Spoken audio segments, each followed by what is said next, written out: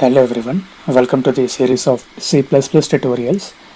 In this presentation, we will be concentrating on the fundamentals of C++. We hope you have the basic understanding of the C language. Before proceeding with C++, Barney Stroustrup and his team, hope I pronounced properly, started developing C++ in the year 1979. Initially, C++ was called as C with classes. Object-oriented programming made large businesses to maintain their software efficiently. C++ belongs to C family, where C++ carries the similar syntax of C. C++ and two numbers. These two numbers represent the year of the version improvement. There are many versions of C++ compiler.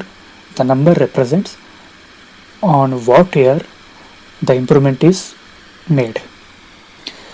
Compiling the source code. Let us create a new file and we will save it in a folder. Let us say test.c++.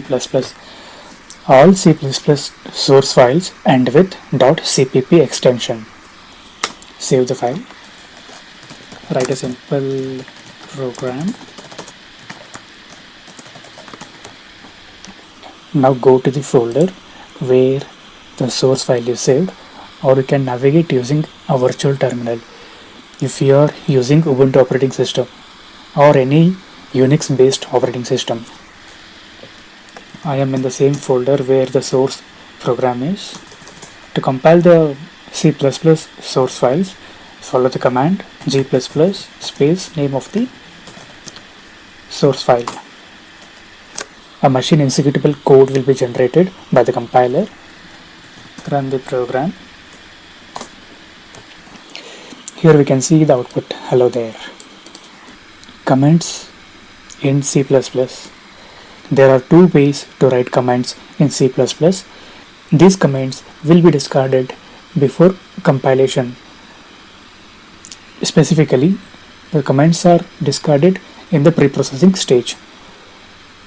Single line commands starts with 2 forward slashes, and if we want multi-line command, we can use forward slash asterisk, write some content, go to next line, or go to multiple lines, write some content, and finally conclude with asterisk forward slash.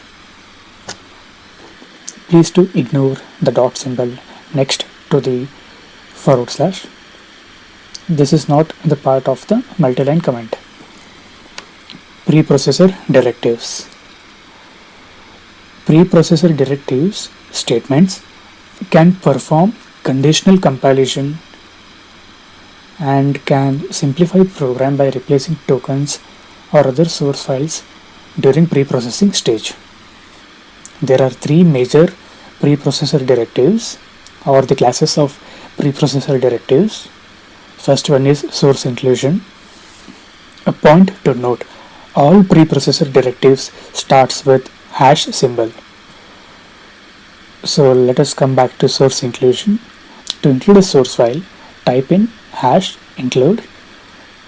Within the angle bracket, write the header file.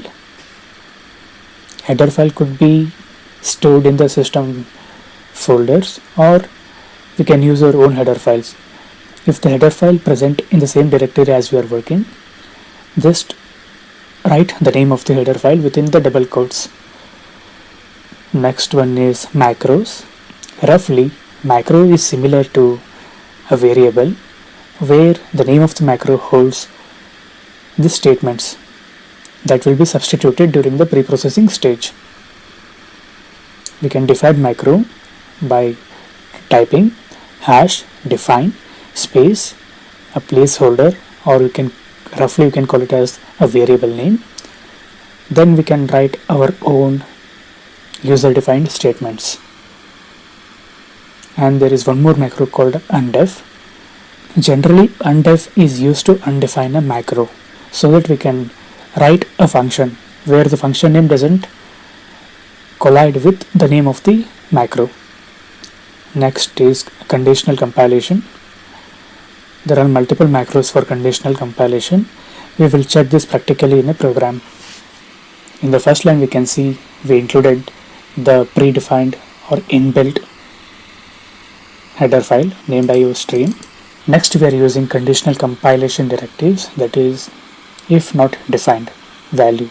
This will check whether the macro is defined named value. If it is not defined, we can define a macro value down here by writing the define directive.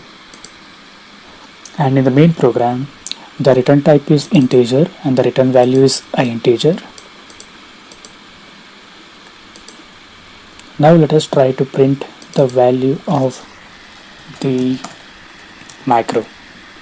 We will compile and see the output. G++ space name of the source file. This is the output we got. I am value 100. Here the value is replaced with the number 100. This happens during pre-processing stage. Hello world. In the main function, we are printing the string hello world. Here we can notice std is a namespace, 2 colons is scope resolution operator, and cout is an instance of a class that is overloaded with 2 angle brackets pointing towards left. Next we are passing the print. Finally we are printing the new line. This is a simple program to demonstrate how the namespaces are used. Namespaces are generally used to remove the ambiguity of global variables. Here we wrote 2 namespaces, namespace space, the name of the namespace. One thing to notice is that namespace doesn't end with a semicolon. Within the braces, we defined a variable named a of type integer and the value is 12. Next we again wrote a namespace with the name hello2. Within the braces we wrote int a is equal to 15. These 2 variables have global scope.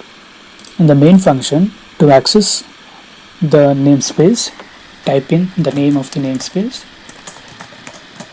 Just cout, type in the name of the namespace, use scope resolution operator, write the name of the variable that we defined in the namespace.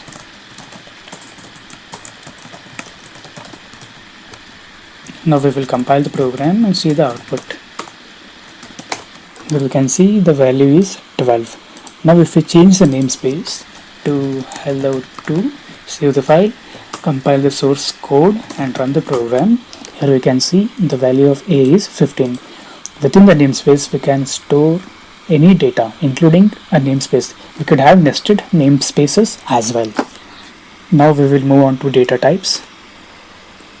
Data types define the type of data and the space allocated in the RAM. There are 3 types of data types: fundamental data types, derived data types, and user-defined data types. Here is a list of important data types that we will be using in C++ language, that is integer, character, boolean, float, double, void, and wide. Wide is a 4-byte character. Note that data types could be signed or unsigned. For integer, character, float, double. This is a simple program to demonstrate the size of important data types. In the main function, we are printing the size of data types. Here we can see in the first cout statement, we are printing the size of integer. The size of integer here is 4 bytes. Generally, the size of data types depends on the machine we are using and the compiler version we are using. Derived data types could be an array or a pointer. In the main function, we defined two variables named a and pointer address. Both are of type integer. In the address variable we are storing the address of a. This is a visual representation of how the address and value pair are represented in RAM. Generally, local variables are stored in stack, functions are stored in stack, and dynamically allocated variables or functions are stored in heap section of the RAM. In this case, let's say we define two variables a and the pointer address. For instance, a has the address 100 and say for instance the pointer address has an address 104. So what we are doing here is at address 104 we are storing the address of the variable a, that is 100. Next we defined a character array named stream, and in the stream we are storing characters a, b and c. In the next line we are printing the address, that is the address of a.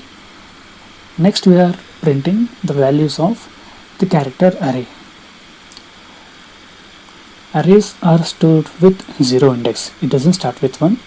Array indexes are always starts with 0 and the last element is number of elements minus 1. Say for instance we defined an array of size 10. The 9th index is the last element, not the 10th element. Derived data types. We will study each one of the concepts in the coming tutorials. Compiler automatically defines and allocates memory in the RAM, and programmer doesn't have to mention data type specifically. This is a simple program to demonstrate the usage of auto keyword. In the main function we wrote auto yes. In yes we are storing a string. Next in the variable I we are storing an integer, and in the variable f we are storing a floating point number. In the variable c we are storing a character, and in variable b we are storing a boolean value, and we are printing the size of each auto variables. Here we can see the compiler automatically defines the type and allocates memory in the RAM. Cin. Cin object is used in conjunction with the arrow operators, two arrow operators pointing towards right, to input a value into a placeholder. This is a simple example to demonstrate the cin object. In the main function we defined a variable called number without initializing any value. Next we are accessing a namespace member cin, that is an object of a class. Then we are inputting number from the user. Then finally we are printing the number that we inputted previously. Here we can see the output. The inputted value is 12 and the output is 12. Typecasting. Typecasting is a method of converting from one data type to another data type with some certain limitations. Say for instance we cannot convert string to boolean. Here in the main function we defined a variable named a and we assigned the value 97. Next we are printing the value of a.